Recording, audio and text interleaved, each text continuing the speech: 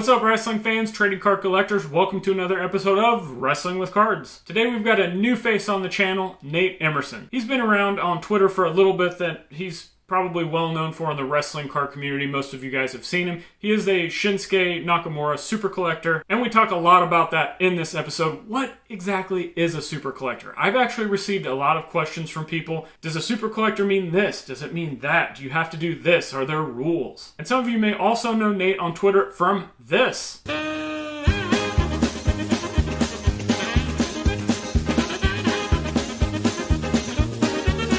And even though we don't talk about that, we talk about a lot of other things, such as how he transitioned from kind of getting into sports cards into wrestling cards, his experience within wrestling cards in the community, the other things that he's collecting, and how the heck are you supposed to manage multiple player or super collections, when to let things go, when to help out others, how mental health and how the community can actually help affect that in a positive way, and much, much more. So without any further ado, let's jump into the conversation with Nate Emerson. What's up, wrestling fans? We have a new face to the channel, which is what I like to do, is always bring new people onto the channel. Nate, welcome. Thank you for having me. I appreciate it. No problem. Anytime I'm seeing somebody doing super collections of, I'll just say, names or talents that are a little bit off the beaten path, I always like to kind of pick your brain on stuff. But I've seen you on Twitter. I've interacted with you a little bit, but I think a lot of people that watching this are probably like the die-hard wrestling card circle collectors. Maybe they've also interacted with you and seen you on Twitter, but just in case, give everybody a background of just kind of your origin story, how you got into just collecting anything in general to begin with. I really got into collecting back in 2010. I was part of the Steven Strasburg hype in baseball. All right. I really haven't been too much into wrestling until some point in the fall last year, really. But just it's something that I absolutely love. And just kind of jumped in head first. Just when I was younger, I was one of those kids where my parents knew if I watched wrestling, I would 100% be doing those moves on my friends, sister, everybody. So I don't blame them for not letting me watch it as a kid. So I'm a little bit of a late bloomer, but I'm loving it. So you've actually been a wrestling fan your whole life then, pretty much? You just maybe didn't get all the opportunities that some of us did? Honestly, not really. It's just one of those things where I didn't watch it as a kid, and then just as the years went on and on, like I just didn't have the time to catch up on it because there's so much other stuff, whether it's watching TV shows or movies or anything like that, where it was just kind of on the back burner for me. But my best friend and boss kind of kept pushing me, so I finally got into it, and thankfully my wife was into it when she was younger, so that kind of helped get me back into it. So it's interesting you say that your parents didn't want you watching wrestling as much because of the moves or something. And I specifically remember a couple times where I was, I don't know, maybe 13, 14 years old. So not a kid, but not, an adult yet. And I remember two separate occasions, Brian Pillman, the gun angle with Steve Austin busting through his house. That was one that was like, okay, I don't think you need to watch wrestling anymore because they're pointing guns on each other. And then the other one that I can remember was Terry Funk's Sabu barbed wire match. And that was right around DirecTV started carrying ECW hardcore TV. And I was watching that, and I remember them coming in and be like, what is this? You're not watching wrestling. Of course, I would always scoot around it, but parents have that sixth sense as to walk in anything you're watching, movie, TV show, whatever, at the worst possible time. Yep. Yeah, because I think right when they walked in it was the first initial hit of, I think Sabu was pinning Terry Funk, and Terry Funk threw him off, and it was the first time that one of them actually went into the barbed wire. So of course, right when that happens, sounds about right. Yeah. So that we didn't really talk about this before, but you said you kind of got into collecting things with the Strasburg hype. So off of your initial kind of, I guess, transition or incoming into wrestling cards in general, what's something that you've seen from just the general collecting philosophy of whether it's sports cards or action figures or whatever that translates really well into wrestling cards? And then what's something you've seen that's a little bit different in the wrestling card space that's different than anything else you've ever done? I definitely like the aspect that there's people that collect just about everybody. Because I mean, in sports, yeah, you have some people that like to collect, on off the beaten path talent, players, whatever, but not nearly to the same extent as wrestling goes. Just like there really is a collector for just about everybody. Which I Unless think is you, awesome. Like there's less talent, even if you want to include like indie cards and yeah, legends and new talent. There's less talent to collect overall than there is in any other sport. But like you said, like the people who are kind of going back and collecting I don't know, I'll just pull a name like Rafael Palmeiro super collector, or Cecil Fielder super yeah, collector, or some random '90s NBA guy that was like the first guy off the bench or whatever. Like yeah. those people that are just going nuts on that stuff has actually inspired me to even go more into the cross stuff, which we're going to talk about our super collections here in just a second. But so that's something that's different. Is there anything that you've seen that you've applied when you started, when you continued in the other realms, that's actually worked in your benefit for wrestling cards? Um, I mean, I would say just kind of the philosophy of, especially if you're a super collector, we'll get into that term later, I'm sure. Um, just when a new product comes out, you have to hammer it. That's when your chance to get the low numbered stuff, the rare stuff is going to pop up. You really can't wait. Like my philosophy most of the time, whenever a new set comes out and I'm chasing my guys, okay, I'll go out of my way to grab anything that's numbered to like 15 or less, roughly. Yep. Like, Same. okay, anything that's at a 25, I've seen parallels at a 25 pop up left and right. All for whatever reason, they seem to pop up one of the most often. So I just kind of prioritizing pickups, especially surrounding a new product. Yeah, same. That's kind of what I've been preaching is 10 or below. You gotta, because I think there's, with the Prism release and even to some extent, maybe some of the Tops releases before they kind of went away. I think there was a lot of people out there saying, just wait on it. You can get it for cheaper. And I was kind of like, well, let's pump the brakes a little bit and let's Yeah. establish. And I think that's changed, the perspective of wrestling cards and understanding the parallels, what sells, what's in demand, what's, you can pick Yeah. up any Tuesday. That kind of stuff has changed, so that's good. But I'm with you. Like, I'm sure both of us have picked up our guys' Prism Blacks recently, and we'll talk about that too. But this is the second time in a row that a product release has dropped, and I've been able to get the one of one within the month of the product release dropping, which is that's not something I could always say with the Tops releases. Like, Yeah. there's still one of ones and superfractors out there of cross that I'm looking for in the Tops products that still haven't ever surfaced. So it's interesting. Yeah. So let's get into your collection. On your Twitter page, you've got the 2PC Dominic Rogers Cromartie, and then of course Shinsuke, which is what you're known for. Yeah. Ludwig Kaiser. So let's start with, how are you managing to I don't want to say super collect yet. I'm going to let you define that term on those PCs. How are you able to continue managing 3 collections, number one? And actually, let's just start there. So how are you maintaining collecting 3, and how did you decide on these 3? I mean, I also recently cut out a bunch of collections. So Talk about that as well. Again, the mental process is always something. prioritizing, Yeah. like I said, with going after like the low numbered stuff, just making sure you prioritize. I mean, we all kind of know we have a hierarchy of, okay, if we collect this many people, who's at the top, who's second, who's third, who's Right. whether we want to admit it or not. So I recently cut out collecting Rick Boogs and Dexter Loomis just because I was collecting them, but I wasn't as into it as I am with obviously DRC, Shinsuke, and Ludwig Kaiser. Mm-hmm.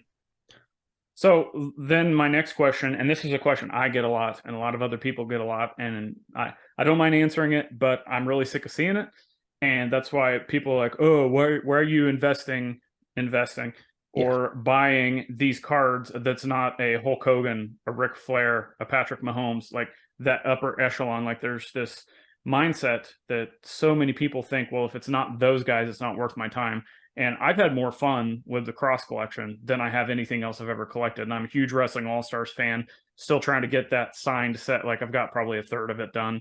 still working on that, and that's just it. But man, this cross stuff has just been so much fun. So yeah, why is it that you picked who you picked to collect, and kind of your response to the why you would collect that crowd? yeah. I think the why would you collect that crowd is like, I understand the base argument that they come at you with, but at the same time, I'm not paying $1 for these cards. So obviously there's other people out there. There is a market.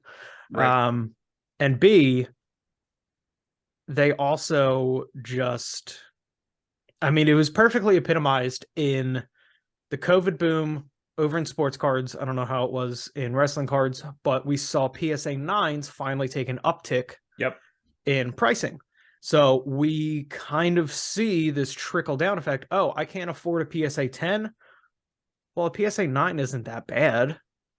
And that's kind of the argument that I give to people that are like, well, why don't you want to collect the Hulk Hogan's and all that like that?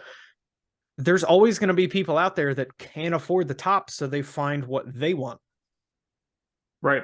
There will always be some kind of trickle down. Yeah, and kind of one of my biggest arguments for this is, I'm not going to say just if this is what they want to do. Some people are doing this, so if that's what you want to do, it's fine. I'm not saying just go out and pick a random talent, but if you can find a talent that you think is awesome, that you think has a good, bright future in wrestling, or if it's just somebody you like to watch, in my case, Cross, like that was a kind of failed prospecting thing that turned into, I'm just having fun doing this, and I like the talent, I liked his indie work. So then my biggest experience with this is I'm able to get the Prism Black. I'm able to get a Transcendent Superfractor. I'm able to get the top tier wrestling products that are out there at a fraction of the price of some of these other talents. And then I'm able to do whatever else with that money. So kind of talk through that process. Do you agree, disagree? How's your experience been with that? I completely agree. For me, picking my guys, Ludwig Kaiser, his facial expressions, the way he sells stuff, just his character, especially if they gave him more screen time and lines than Vinci, who's completely useless. Yeah. I love that aspect. It's just cheesy, corny, over the top, but he sells it so well. Yep. And then with Shinsuke, I really like Japanese athletes, Japanese culture. I'm a big anime fan, manga fan, all that. So at one point I had a pretty big Seiya Suzuki collection for baseball, Ichiro as well. I'm wearing a Seiya Suzuki t-shirt. I'm sure you can see I have a couple anime figures in the background. So Shinsuke made sense on the surface, but then just like his personality and being so outlandish, and all the old heads that come into the shop if we have wrestling on call him flamboyant. I'm like, that's fair. Yeah. So just kind of, that's what I like to do. I like to just kind of go over the top if I'm being entertaining. It is wrestling, right? Yeah. You might as well go over the top. I was over at my friend's house for WrestleMania, and I came out of the bathroom at one point wearing just my sweatpants and a luchador mask. Nobody knew I was going to do it, but the Mysterio match was just about to happen. So I just walked out, and I've never seen my friends laugh so hard. But yeah, that combined with, like I collect Dominic Rogers-Cromartie because I know I wanted somebody that I could go after and try and complete everything. So let me ask him, what is your connection with him? Because as a, diehard fantasy footballer for several years now, that, I remember seeing his name and kind of floating around and, matchups and all that kind of stuff. So I'm always intrigued by the Patrick Mahomes, Joe Montana, Randy Moss kind of collector. Yeah. So what's your connection with him, and tell us about that? So for me, I wanted somebody that I could go after like everything of and not have it break the bank, because I started collecting him in like mid to late 2010. I'm an Arizona Cardinals fan, second, Eagles fan first. But so I randomly got in a bunch of Cardinals stuff, and one of his autos was in there, and I was like, hey, I like his autos, just D squiggle, R squiggle, C squiggle. but I looked into the market. I was like, oh, defensive players rarely sell for anything. Even if they're the top tier, they don't compare to offensive players. So I might as well go with that. Plus, as stupid as it sounds, whenever I play Madden and do a franchise, my team is always built around the secondary. I love defensive backs. That's awesome. So he just kind of made sense either. And I just kind of stuck with it. Right. So what goes in, like, let's get into the kind of style of collecting and the term super collector. And I've actually had people message me, and I think this will be a good discussion for both of us to just kind of walk through for the collectors that are watching this.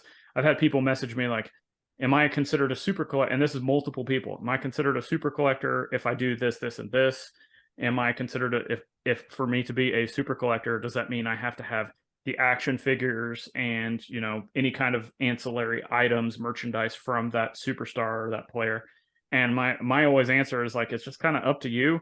Like in my opinion, a super collector of anybody would be somebody who's just kind of, you know, 100% in on that talent. And then it kind of varies from there, because I think there's maybe some, like, I'll call them player collectors, who maybe they just go after the stuff that's number 10 or less, or just autographs of their favorite talent. But as opposed to like super collectors, and I can't wait to hear how you're going about this, but like Bo Thompson from the 1 Million Cubs project, I was big inspired by him, because if he's doing all Cubs, I'm like, well, why can't I take that and do that with Karrion Kross, to where, you know, if I'm getting base cards in collections, or people are donating them to me sometimes, like, it's fun to add that and see, well, how many of everything can I get? Now, I'm not saying everybody has to do that, and we're going to hear your story, but just kind of like to pick your brain on what is a super collector, how are you kind of shaping that around your collection, and what do you think people could kind of pick and choose? We'll just go back and forth on that. Yeah. I'd say I was kind of introduced to the term super collector 2013 or so, roughly around that time. I was working at a card shop back home, but I saw a Beckett had article in it there were a couple different super collectors. They said like the super collector collection. So I was like, oh, well, I haven't really seen that term. Well, what does that mean? So I looked into it, and these people's collections were just extensive, trying to get one of everything for the player that they collect. So that kind of stuck with me. And where I'm at now, I think the term is thrown around a little too much. You can be a player collector or wrestler collector or whatever. Sure. In my opinion, like, super collector is usually reserved for, okay, you can tell they are in the upper echelon, if not at the very top in terms of their collection for that specific thing. Right. That's why, like, in the past, I have called myself a DRC super collector, just because there's no other documented collection for DRC as extensive as mine. I've kind of gotten rid of it. For me, and that's why, you know, as people have said about my Shinsuke collection, they've kind of said the same thing. I just don't want to use that word necessarily, just because I know that there are other collectors out there. And it's kind of a, you know, I don't really want to turn it into a pissing contest. Yeah. I think it's fun to have a little bit of fun competitive. Like, for example, I'm sorry if you're watching this, I can't remember who it was on Instagram, but somebody tagged me in something, and they actually pulled one of the Cross 101s from Prism, and it wasn't the Prism Black, the true Prism Black, because luckily, you know, praise the Lord, I have that one to add to my collection. But I was like, is that available? And they're like, no, it's part of my Cross collection. And I think for kind of the competitiveness you mentioned, there might be some people that would be furious about that, and they might just throw the negative aspects towards that guy, and, you know, send him who knows what kind of derogatory DMs or anything like that. And instead, I was just like, that's awesome. Somebody else is trying. Yeah. I'm not going to say compete with me, but somebody else is a fan of Cross. They don't want to give up the one of ones. That goes back to what we just talked about earlier, about how there's a market for everybody. And I was excited for the guy. I'm just like, man, this is awesome. What a great pull. Maybe one day I'll get it, maybe not. And, you know, I'll just keep doing what I'm doing. And it's fun. I found this in wrestling a little bit more than what I have talked to people that do this with sports. I don't do this with any specific sports person. I've got sports cards I still buy occasionally, but it seems like with these sports, a lot of times it is 100% competitive. Yes. And then in wrestling, I see like maybe there's and then again, Brett McGrath and Drake have talked about their little group chats that they're in where they will kind of talk to each other about who's actually going after this card or who's going to kind of step aside and let the other person. I find that happening a lot more in wrestling, and even when there are people competing with stuff in wrestling, for the most part, it seems to be just kind of a fun competitive thing, and whoever wins, most of the time, we're just congratulating each other. So for you, and I really want to dive into the Shinsuke stuff, but from your experience for the wrestling end of this, have you kind of had that same results with the community and kind of the fun competitiveness, or have you actually got some negative feedback on your end? Yeah, I think it's definitely more of a fun competitiveness versus the sports card market. Especially just because of how much money is thrown around in the sports card market. Yeah. Again, it just breaks down to a pissing contest. It's just, my collection can beat up your collection, blah, blah, blah. But yeah, I've noticed a lot more camaraderie. I wasn't planning on saying that word today, but a lot more in the wrestling circles. So let's dive into the Shinsuke collection. I want to know, we've established why you're a fan. So what started it, and then kind of break down like how you're collecting, how you're going about it. I just told like for the cross stuff, I want everything. I want like the rainbows, but then like if I'm getting duplicates at a, extremely discount price, sure, I'll take it. I haven't put it out yet, but I'm actually like the Prism release this year, the first cross Prism stuff. The images and the designs are some of my favorite cross cards. So I'm actually building out a specific binder that I'm still working on that. So that's a different way of collecting. I've got the signed action figure behind me. I count the action figures. I've got signed pesos. I've got signed backstage passes from indie show. Like, I'm really branching out to try to be the best collector that there is of his stuff. So I'd like to know what started you, like what card or item started you with Shinsuke. And then we'll just go back and forth on like how far you're going to build this thing out. I'm trying to remember. Like there wasn't one specific card for Shinsuke. It was just kind of I was getting more and more into wrestling and wanted somebody to collect.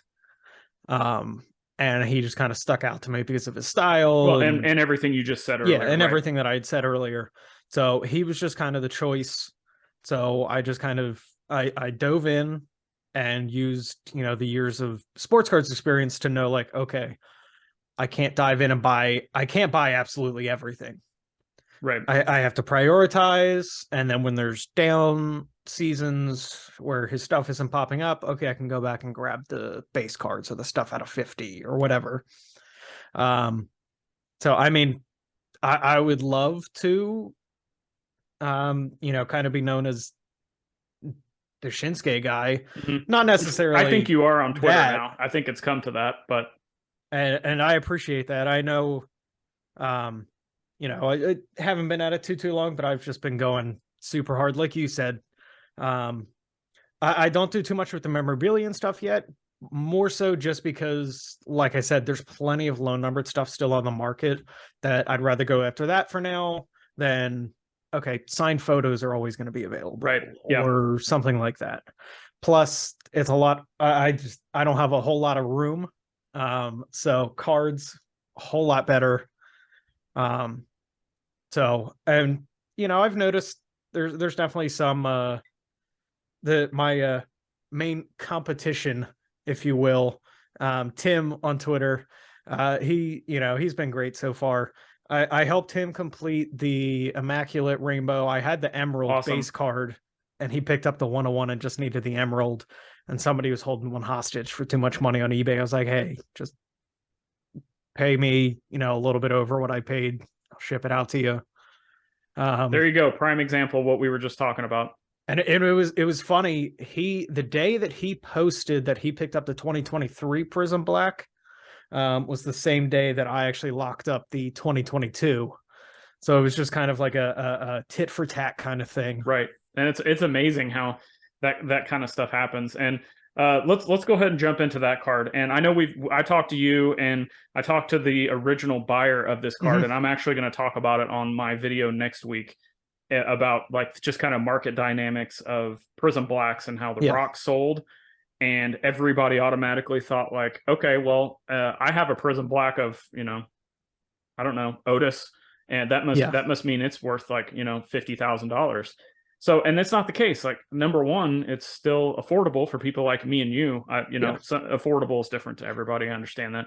But compared to the Rock, or compared to like, the Bret Hart one that just sold, it is more affordable. But also what we've discovered between the, in the last couple of weeks with me and you, and how we've kind of both bought the Prism Blacks of our guy, it's that there are people out there that are still willing to be realistic about these prices, and that they don't look at them like that. And it seems like, in my opinion, it seems like the wrestling card guys were kind of thinking that like, okay, well, the Rock sold for this, that must mean the Rock that I have for this is worth X, or the Prism Black I have again of Otis or somebody is worth, a fraction of that, when in which case it may not even be worth, a tenth or 20th of what that is. So people being more realistic with wrestling, so that's fun to see, at least for me and you. Like I put in an offer for mine and I just happened to get it.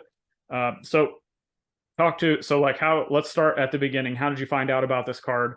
How did the back and forth go? And any kind of negotiation, anything you want to talk about it? So I saw the card. I was just scrolling on Instagram one day. And like there was a suggested reel, and like front and center was the Prism Black Shinsuke. I was like, how haven't I seen this? Like, the guy never posted it just by itself. It was just as a reel, and I don't go through reels too often. So I messaged him, and it was a week after he had posted it. I was like, hey, is this by chance available? He's like, yeah, I'm not exactly sure on price off the top of my head what I'm looking for. So I shot him out an offer of 500, just because, like, okay, the Otis had sold a couple days prior. I keep making this joke on Otis. It's funny that we keep going back to him. The Otis had sold. It was after the Rock shook all of the Prism Blacks out of the tree. So I knew I had to offer strong, and like the guy said he would think about it, and he later that day just came back and was like, hey, I talked to a couple of buddies, and I think I would be selling it to the right place. So I'm happy to be able to get it to your collection. So yeah, I'll take that offer. It's the ultimate situation. Same guy messaged me on Instagram on the day that it was purchased. So I know the purchase price, and I know what he sold it to you for. Not only did he do well on the purchase, I'm not sure what the guy at the card show was thinking. Again, that's kind of weird. Like maybe it must have been a guy, and I don't know the background on this. The guy at the card show, maybe he didn't know a lot of wrestling, which you would think even Prism Black of anybody would be something more than what was paid for it. But it's a situation where the guy got a good deal on it. I'm sure the dealer did okay. He wouldn't have let it go for what he did if he didn't. And then you get it in hand for still a reasonable price compared to what a lot of these other Prism Blacks for. So I think that's just, and I paid $330 or $340 for the cross card, and it was a situation where it popped up. Everybody tagged me in it. Everybody sent me links like, hey, this is up, you better go get it. And like, as well as I do, like, these people hold some of these cards hostage. And again, it goes back to, they think that everything they have that's a one of one is worth what that Rock one of one is. Yeah. So I saw a buy it now, I think that was like $800 or $900, and I'm just like, man, I should do this, but I shouldn't, because I know what the cross market is, and I know what I've paid for one of ones and all that stuff. So I just sent an offer for, I think it was 300, so it ended up being like 340 or something after tax and shipping and all that. And I just sent an offer, and I was like, I should have just hit buy it now, but I was like, okay, I'm gonna wait. And I waited like, I think 3 days, and nobody bid on it, because it was at one of those things where it was auction, and when you put the bid, it takes the buy it now off. Nobody bid on it, and the next thing I know, it says your offer's accepted, and got it in the mail like 2 days later, no issues. And it was just amazing to be able to get, for me, this was the same card that they used on the sell sheet. So Yeah. it's the Prism Black of the guy I collect used on the sell sheet, and I've got it. And like, you're not going to be able to do that with a lot of other talents. So what was it like to finally get that Prism Black Shinsuke in your hands? It was awesome. And just like you said, just kind of different monster in the marketing, or yeah, the wrestling market. Mm-hmm. You know, this was just somebody else who saw my collection and thought, hey, yeah, I'll accept your reasonable offer rather than hold it hostage, because either A, I've looked at your collection, you know, oh, it would go to a good home, or they've even talked to other people about me, and those people are like, yeah, he would be a good buyer for you. So as we're kind of just closing out the section of the super collecting, what is some advice you have of let's say there's somebody watching this and they're like, you know, I'm a Rick Boogs guy, I'm an Ultimate Warrior guy, I'm a LA Knight guy, and I have a couple of base cards, and this is my guy. What do I need to do to go about like just being the best at this? Like, what is something that you've seen that works, doesn't work? Any advice you have for people who do want to get a collection like myself or a collection like yours or someone else that they see out there of just going all in on somebody or all in on a set even? Yeah. Again, it just comes down to priority. I would go after lower numbered stuff first. If you are going to pick up a duplicate, do like you said. I mean, you get it at a really, really good price. And I would only go after low number duplicates. Like over time, it'll add up where, like, okay, I have Shinsuke Green from this year's Prism that I picked up for like $5. Okay, if I really liked Green for some reason and wanted to pick up all the duplicates, that $3 to $5 every single time adds up. Right. And like, okay, maybe every like one of those, I could have picked up something like an off-brand like NXT numbered to 10 or something like that. Right. Yeah. Good idea. Something else that you just brought up, you actually brought up earlier, and that's kind of how to part with things when you know that there's either a bigger card or a collection that you want to go more in on. Seems to be in the sports card space, and I'll even say TCG and non-sport. It seems like some of that stuff people are more willing to do that. Wrestling, I've been chastised by a lot of people for saying wrestling cards are hoarders, but I still think it's the truth. Anytime you're dealing with a diehard wrestling card collector, they don't want to let go what they have, whether it's base sets or whether it's one of ones. It doesn't matter. They don't want to let go of what they have. So how does that process work for you? I have a different mindset to where, you know, I go through my PC once a week, maybe a mental exercise of what is not negotiable at all. It's staying in the collection, and what is available, maybe, and then what is something that just doesn't fit what I'm doing anymore, and I can let it go.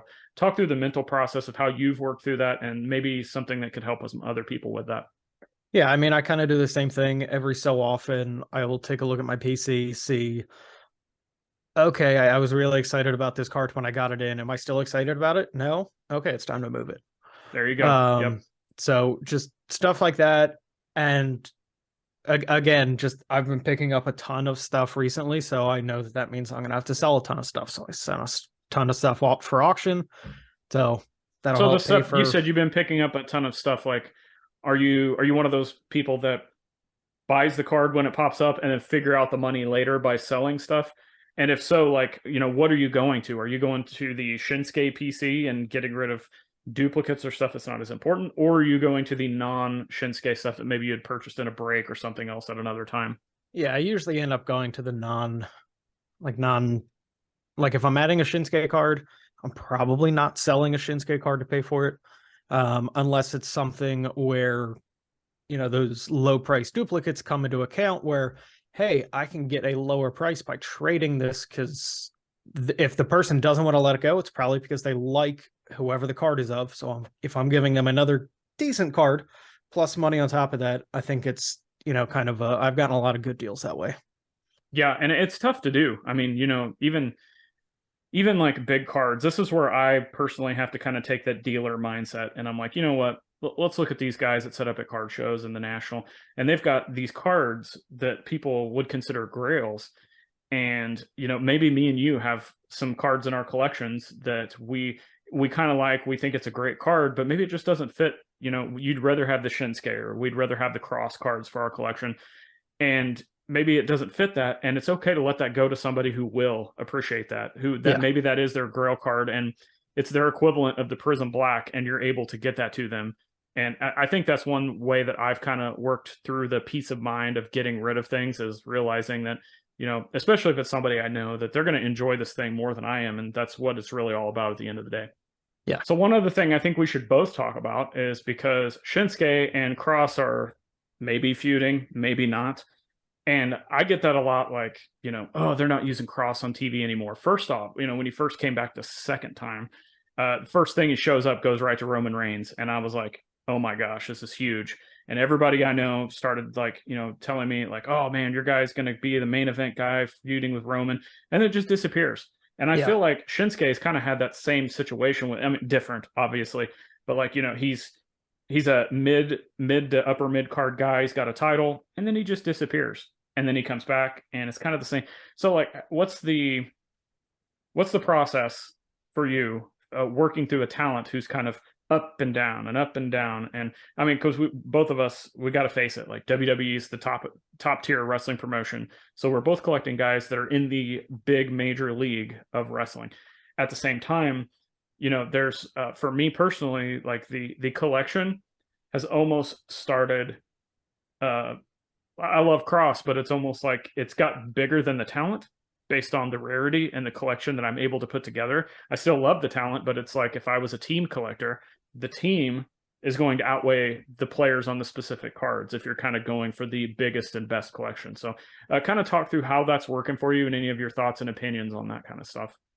For me personally, just because I have experienced it with the Dominic Rogers-Cromartie collection, it doesn't weigh on me that much. It's just gotten to a point where, I'm happy with whatever screen time someone like Shinsuke or Kaiser gets. And, I'm just going to be here and appreciate it. For me, it's not really a business thing. So I'm just going to be here and be a fan. And it's also wrestling. Like, Shinsuke could show up in any kind of Japanese promotion if he gets cut from WWE. Cross got cut from WWE the first time around, and the next thing I know, he's like, I'm not gonna say he's to the Matt Cardona level, but he was in all kinds of indies winning titles left and right, and people were just praising him. So it's interesting. Like, I'm not gonna get into the booking philosophies of WWE and what they're running $1 billion company. They know more than I do. So I just thought I would want to touch on that. But let's move into you on your Twitter profile. It says mental health advocate. How has that played a part in the hobby? And I got a couple things I want to bounce off you when you get done explaining that. Yeah. A couple years ago, I decided to just kind of go public with just my mental health struggles and everything like that, just because I saw somebody else do it. And it touched me. So I felt, I have, a bit of a platform, so I might as well, do what I can to remind people that they're not alone. They don't have to do it alone. I've had several posts just opening up 100% about, struggles that I've had, mainly on Instagram. I'm still a lot fresher to Twitter than I am Instagram. Instagram, I'm at like 7,400 followers. So I like being able to use that platform for good.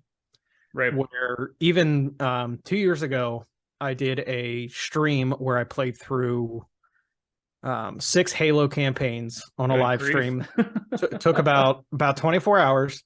So I had people donate for NAMI, for mental health awareness and treatment and everything like that. And we raised over $3,300, and it was just fantastic. So like I said, I'm happy to be able to use the platform that I have just to kind of raise awareness. It's opened up so many different conversations with people. People have gotten help because they've talked to me, and it's just a great feeling. I think the kind of explosion of the hobby and even the pandemic, which was a negative thing, but then all of a sudden I feel like it created more communities because people had nobody to talk to. So there's these online communities, and whether it was, gaming or in our case, wrestling, the wrestling card community as a whole has exploded in the last 2 years. And there's group chats, there's different kind of subgroups going on. Like Facebook groups have been they've exploded with collectors and buying, selling, just talking.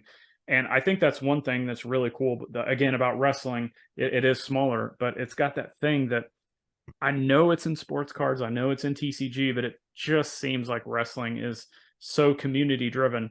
And I have to think that that's helped a lot of people out from a mental health standpoint, from just being able to focus on the talent they like, the cards, interacting with other people from, you know, like a card perspective. Because if I walk out my door right now, there's probably nobody within like a 10-mile radius of me that's even going to know anything about cards. But yet I can jump on my phone, be on Instagram or Twitter, and just be having back and forth all day long with people who are just like so enthusiastic about the hobby and wrestling and their collections and talking about it, bouncing off ideas. So I think it's just been a huge escape. And I know that like there's this is kind of the soapbox I want to take for just a second, is that I've talked to people that are like, they're within wrestling, okay, and they see somebody say, well, your collection sucks, you shouldn't be collecting this person, or I don't understand why this sold for this, or this didn't actually sell even though it was on PWCC.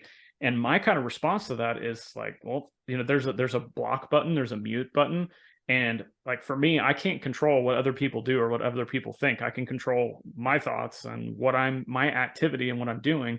And I choose to just continue to have a blast communicating with the people I know that are diehards, the people who I know are going to like uplift each other within the collection and within conversation. So what's been your experience with that, as far as like how wrestling cards have helped kind of be a huge escape for people, I think? Yeah, no, I definitely agree with that. It's been a really, really big escape for a lot of people.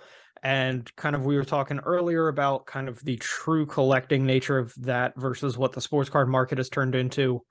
Because I feel like, oh, you find somebody that collects the same player as you for football, and you want to talk to them about it because you have all these memories of this player or this team, but they're just doing it because they want to make money off of it.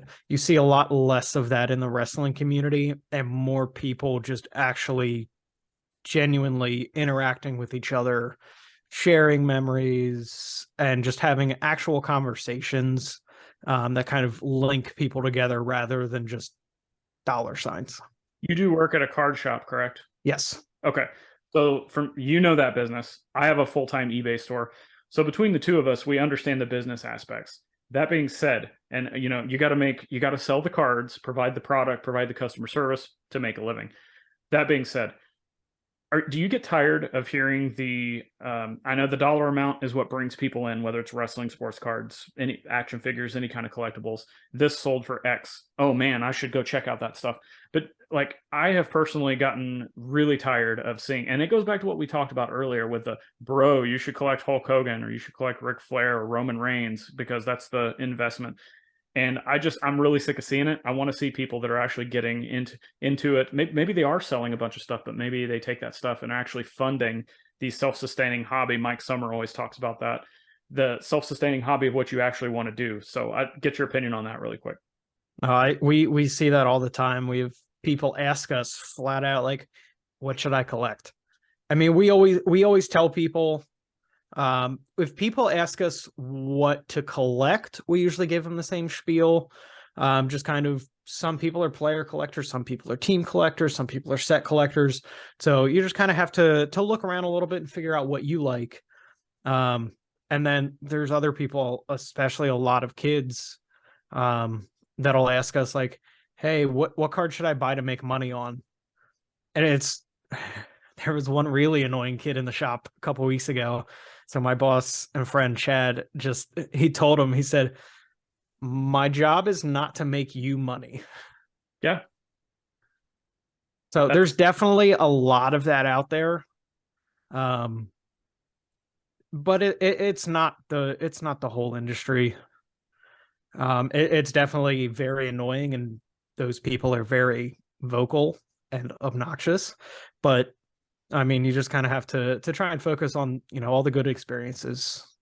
So from your shop perspective, how, when you're talking to somebody like, or even online, maybe it's just somebody like when they're interested in, let's just say wrestling, like how are they receptive to the fact of, this is my talent, this is my organization, I connect with it, this is what I want to do? Or is it always about, well, what's that worth? Well, what is this worth?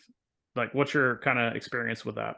Yeah, I mean, we have some people that come in that are just like what's it worth? But we're seeing less and less of them, and more so people, just that we've gotten to know over time from them coming to the shop, so we can, suggest to them, hey, you're really going to like this product. Or like, there will be people that come into the shop that we know, they ask us for one product because they saw somebody do a video on it online, and we know it's not in their wheelhouse, and we'll tell them, no, don't buy that. We call ourselves the worst salesmen. We talk people out of buying more expensive stuff all the time. But yeah, I mean, I some people have issue when somebody asks like, oh, well, what box can I get the best return on investment on? That question, it's entertainment. It's not an investment. Yes. But at the same point, that is better than the people that are asking us, well, which one of these boxes can I make money on? Good point. Okay, if you want to ask return on investment, I see that as a very viable, perfectly fine question. And most of the people that ask that, I know, aren't doing it just to flip. They just want that chance. Mm-hmm. So, I mean, it's really no different than, I don't know, working like a front desk or something at a casino, and somebody walks in and is like, hey, I'm going to gamble some of my money. I know what I'm doing. I just want to know which one I'm going to have the best chances with, or honestly, which ones I'm going to have the most fun with. It's a great way to put it. And, I don't want to like poo-poo on the idea that the cards are worth money. Obviously, like, yeah, if that's what brings, wrestling cards being featured on TMZ with that rock sale, come on. I mean, that's what we've, just bringing delight, even if it is that dollar amount. But, and, as both of us do this like all the time, full time. So like, I don't want to say that it's not important. It obviously is. And, Tony Vella, WrestlingTradingCards.com, was able to fund an entire retail store based on the sale of one Hulk Hogan card. Like, there are big life opportunities out there that can not only change your life, but also put a lot of cool collectibles in your hands on top of that, or instead of, that card that maybe just isn't as important to you. So the money is important, but I just kind of get tired of people putting that as the above everything else. Like, because going back to the mental health thing, how many people have you seen that are gone? Like, they got in to make a quick buck or try to make, life-changing money. They got way underwater on cards, or they got over their head in debt trying to get those cards, and now they're either gone or they're in a really bad spot right now. Yeah, no, I've seen tons of people like that, both in the shop and just online in general. And it just, I mean, if people come into the shop, we try and point them away from stuff like that.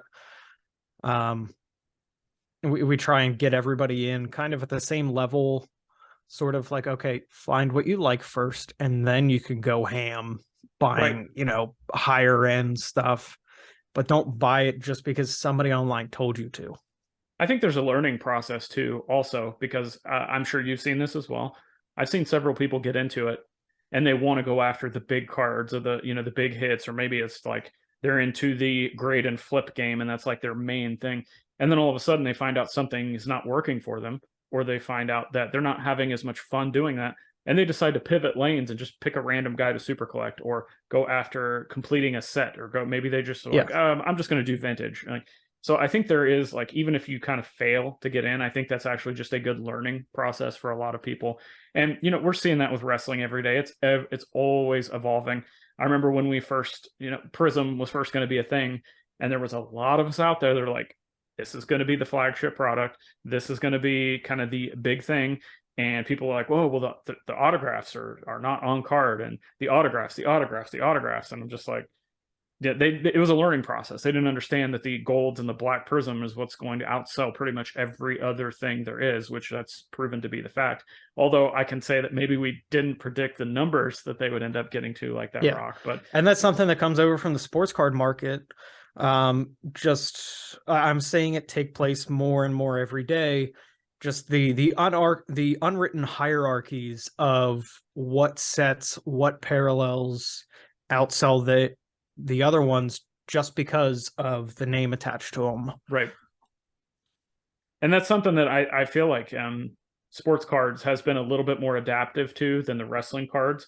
There's some people that may still put like a And I don't know that there's a right or wrong answer for this, but maybe they take a 1985 Topps Hogan card number 1, and they're like, oh, well, this is the true rookie, and this is going to be worth more than his Prism Black. And I'm just like, well, I don't know about that, and I don't know that there's a right or wrong answer. I think it maybe is a preference, or maybe again what the market says, and just because the market says doesn't mean that that's what you have to collect. You know what I'm saying? Like we all can collect whatever we want. So we talked about a lot of stuff today. What would you say from a collecting and then kind of collecting and wrestling cards, tying that in together?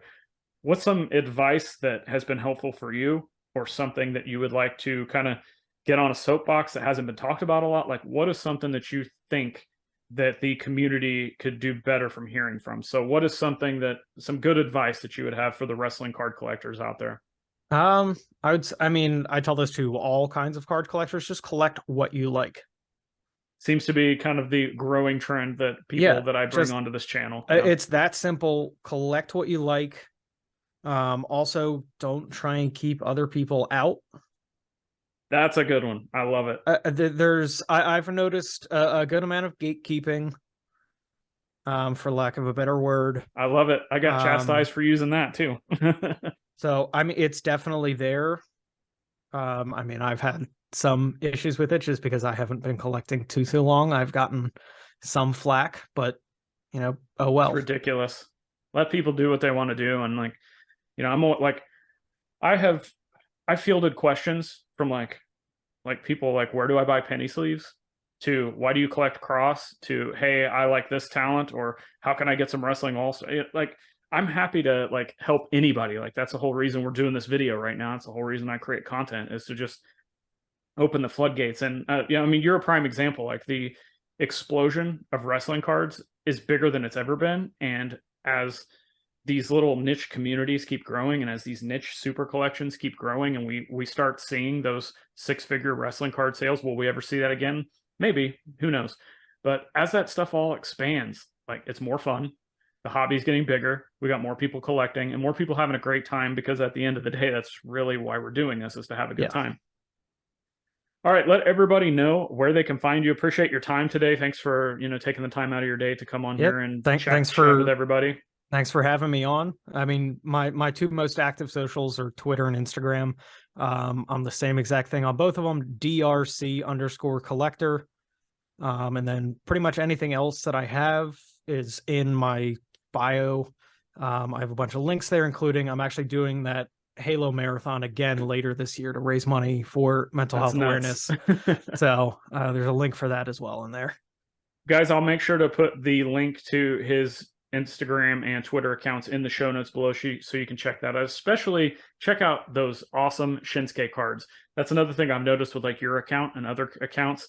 I don't collect Shinsuke, but some of these cards that I'm seeing are just amazing to see from a design and an artistic standpoint. So when you have an over-the-top wrestler like Shinsuke, you're gonna get some really good pictures and designs. Right. Yeah, exactly. And speaking of that, last question I'll have, and then we'll get out of here.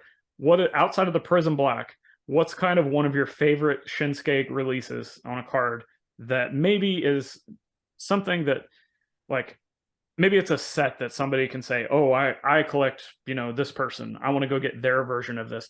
What's something that kind of stands out? And it could be a base card even. It could be, whatever. Something that stands out in your collection that most people may not be thinking about. Honestly, one of my favorite cards from my collection is somebody got an in-person autograph of Shinsuke on his Allen and Ginter card from Topps Heritage. The autos on those cards look amazing. So well. Yeah. So aside from the bunch of 101s and the WW patch, all that kind of stuff, that's probably one of my favorite cards in my collection. Just I love Ginter as a sports collector, and it's just kind of the best of both worlds. Isn't it amazing that a card that is in the upper echelon of your personal collection within this super collection is probably not one of the most valuable cards? I think people need to once again go back to the importance of collecting and connection. One of the most important cards in your collection is not probably worth that much money. So we'll leave it on that, and hopefully people will see that and go have fun collecting whatever they want. So Nate, thanks again for coming on.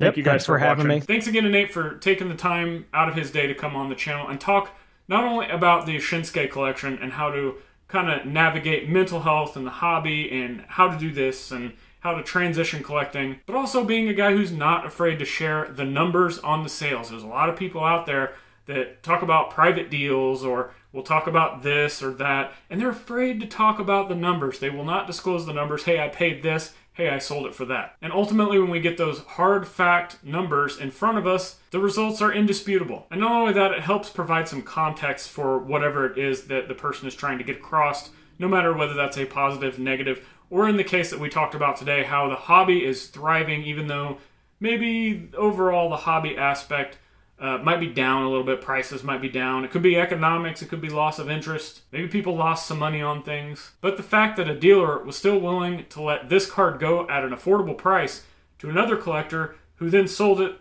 to another super collector at a more favorable price than what you could get a lot of other Prism Blacks for, it just shows that there's a community, there's a collector base out there, and that there's still money to be made, and you don't have to be holding cards hostage to be able to do all of those things. Make sure to check out everything Nate's got going on. I put all of his links in the show notes below, so make sure to go check those out. And while you're checking out the show notes, make sure to check out all of the other ways that you can help show your support for my content.